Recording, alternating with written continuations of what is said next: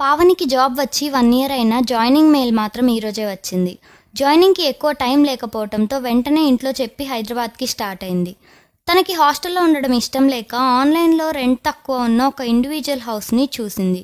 House number 22. వెంటనే బ్రోకర్‌కి call చేసి ఇంటి డీటెయిల్స్ మొత్తం కనుక్కుంది. బస్ దిగగానే లగేజ్‌తో పాటు డైరెక్ట్‌గా ఆ ఇంటికే వెళ్ళిపోయింది. బ్రోకర్ ఇంటి ముందే రెడీగా ఉన్నాడు. 6 మంత్స్ అడ్వాన్స్ పే చేసి సెక్యూరిటీ పర్పస్ కోసం కొన్ని పేపర్స్ మీద సైన్ చేయమని అడిగాడు. లోపలికి వెళ్ళి మాట్లాడుకుందామని పావని చెప్పగానే, వద్దు మేడం, ఇల్లు అంత నీట్‌గా లేదు, మీరే క్లీన్ చేసుకోవాలి అని చెప్పి పేపర్స్ మీద సైన్ చేయించుకుని మనీ తీసుకుని కీస్ ఇచ్చి వెంటనే వెళ్ళిపోయాడు. పావని స్లోగా లాక్ ఓపెన్ చేసి లోపలికి వచ్చింది. పావని లోపలికి రాగానే ఇల్లంతా క్లీన్గా ఉంది. అసలు ఆ బ్రోకర్ ఎందుకు అలా చెప్పాడో అర్థం కాలేదు. లగేజ్ బెడ్ పైన పెట్టి స్నానానికి వెళ్ళింది. వచ్చేసరికి లగేజ్ బెడ్ పైన లేదు. నీట్గా కబోర్డ్లో సర్ది ఉంది. పావనికి ఏమీ అర్థం కాలేదు. ఎవరు సర్దారు అనుకుంటూ ఉండగానే ఆకలి స్టార్ట్ అయింది. ఇంట్లో ఏముంటాయిలే అనుకుని ఆన్లైన్లో ఆర్డర్ పెట్టుకుందామని ఫోన్ చూస్తూ స్టెప్స్ దిగుతుంది. హాల్లో ఉన్న డైనింగ్ టేబుల్ పైన స్నాక్స్, ఫుడ్ అన్నీ ప్రిపేర్ చేసున్నాయి. ఎవరైనా సర్వెంట్ ఉన్నారేమో అని, ఈ ఫుడ్ ఎవరు ప్రిపేర్ చేశారు? పైన లగేజ్ కూడా మీరే పెట్టారా? నేను హాల్లో ఉన్నాను, డైనింగ్ టేబుల్ దగ్గరికి రండి అని అరిచింది.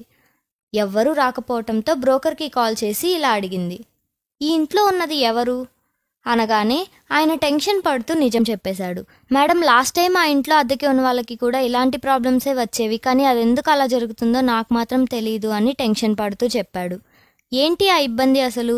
ఈ ఇంట్లో ముందున్న వాళ్ళకి ఏం జరిగింది అని పావని అడగగానే, హో, ఈవిడికి ఇంకా నిజం తెలియలేదులే అని, అసలు ఏమైంది మేడం, ఎవరైనా ఉన్నారా అని ఎవరి గురించి అడిగారు అని అడిగాడు. వెంటనే పావని ఇంట్లో జరిగింది మొత్తం చెప్పింది.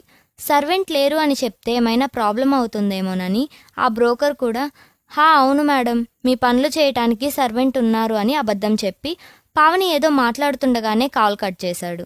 ఏదైనా పనిలో ఉన్నాడేమోలే అనుకుని పావని తినేసి డోర్స్ అన్నీ లాక్ చేసుకుని బెడ్రూమ్కి వచ్చి పడుకుంది. కానీ బుర్రలో మాత్రం చాలా ఆలోచనలు తిరుగుతూ ఉన్నాయి. అసలు లాస్ట్ టైం ఇంట్లో ఉన్న వాళ్ళకి ఎందుకు ఇబ్బంది అయింది? ఇంట్లో అంతా బాగానే ఉంది కదా, అయినా ఆ సర్వెంట్ ఎవరు? ఆఫ్టర్నూన్ అనగా ఇంట్లోకి వస్తే అసలు కనపడనే లేదు. సర్లే, అయినా రేపు ఆఫీస్లో ఫస్ట్ డే, ఎలా ఉంటుందో ఏంటో అని ఆలోచిస్తూ పడుకుంది. మార్నింగ్ లేచి చూసేసరికి తను ఆఫీస్కి వేసుకోవాల్సిన బట్టలు అండ్ బ్రేక్ఫాస్ట్ అన్నీ రెడీగా ఉన్నాయి. పావని రెడీ అయిపోయి తిని డోర్ దగ్గరికి రాగానే పావనికి ఫుల్గా చెమటలు పట్టేశాయి.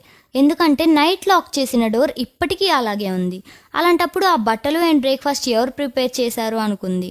కానీ ఆఫీస్కి ఫస్ట్ డే అవటంతో లేట్గా వెళ్ళడం ఇష్టం లేక లాక్ వేసుకుని ఆఫీస్కి వెళ్ళిపోయింది. ఫస్ట్ డే కావటంతో ఫార్మాలిటీస్ అన్నీ కంప్లీట్ చేసుకుని ఇంటికి ఫాస్ట్గా వచ్చేసింది. ఇంటి డోర్ పావనికి వెల్కమ్ చెప్తున్నట్టు ఫుల్గా ఓపెన్ చేసింది. పావనికి ఏం అర్థం కాలేదు.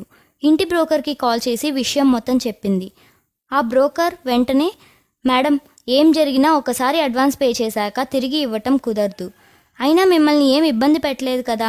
అసలు లాస్ట్ టైం ఆ ఇంట్లో ఉన్న వాళ్ళకైతే నరకం కనపడింది. ఎవ్వరు ఆ ఇంట్లోకి వచ్చినా ఇంట్లో ఉన్న వస్తువులు అన్నీ పడేయటం, ఇంట్లోకి రానివ్వకుండా డోర్స్ గట్టిగా వేయడం, అలా ఆ ఇంట్లో ఎవరినీ ఉండనివ్వకుండా చేసేది ఆత్మ అని ఆ బ్రోకర్ చెప్పగానే, ఆత్మ అని ఆశ్చర్యంగా అడిగింది పావని. అవును మేడం, అందుకే ఆ ఇంటికి అంత తక్కువ రెంట్ పెట్టిన హౌస్ నెంబర్ 22 పేరు వినగానే పారిపోయేవారు. లక్కీగా మీరు ఆ ఇంట్లోకి వచ్చారు. కానీ ఒక్కటి మాత్రం నిజం మేడం, ఆత్మకి మీరు ఆ ఇంట్లో ఉండటమే కావాలేమో అనిపిస్తుంది అన్నాడు. అదేంటి, అది మీరెలా చెప్పగలరు అని అడిగింది పావని. చెప్పగలను మేడం, ఎందుకంటే మీ పనులన్నీ చేస్తుంది ఆ ఆత్మే. అసలు ఆ ఇంట్లో సర్వెంటే లేరు అని ఆ బ్రోకర్ చెప్పగానే పావనికి చాలా భయం వేసింది. కానీ ఒక రకంగా ఆలోచిస్తే అది కూడా నిజమే కదా అనిపించింది. ఎందుకంటే ఆ ఆత్మ ఇప్పటి వరకు పావనికి ఏ హాని చేయలేదు, ఇంకా హెల్ప్ చేసింది. ఎవరిని ఉండనివ్వకుండా తననే ఎందుకు ఉండనిస్తుంది అనే డౌట్ పావనికి ఆ ఇంటి గురించి తెలుసుకోవాలి అనిపించేలా చేసింది. నెట్లో చాలా ట్రై చేసింది, కానీ ఆ ఇంటి గురించి ఒక్క క్లూ కూడా దొరకలేదు.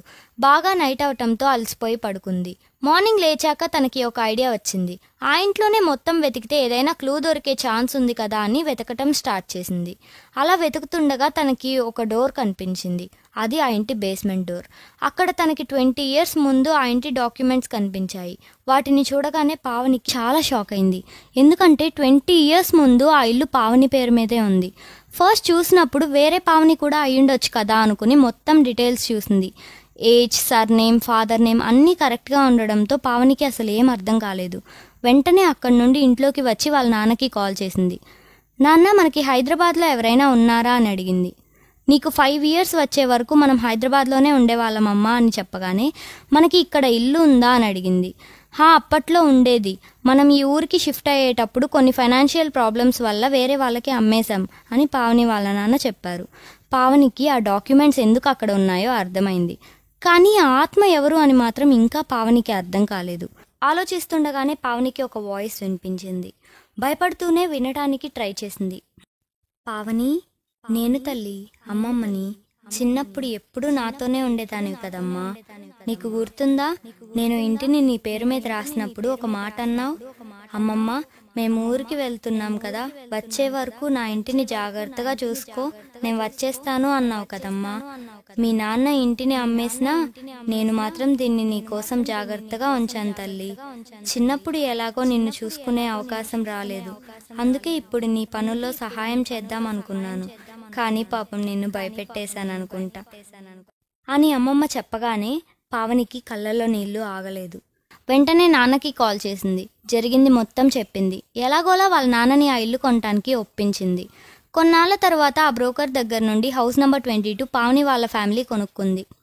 లాస్ట్కి ఆ హౌస్ నెంబర్ 22 పావని పేరు మీదకే మారేసరికి అమ్మమ్మ ఆత్మ హ్యాపీగా ఆ ఇంటిని విడిచి వెళ్ళిపోయింది.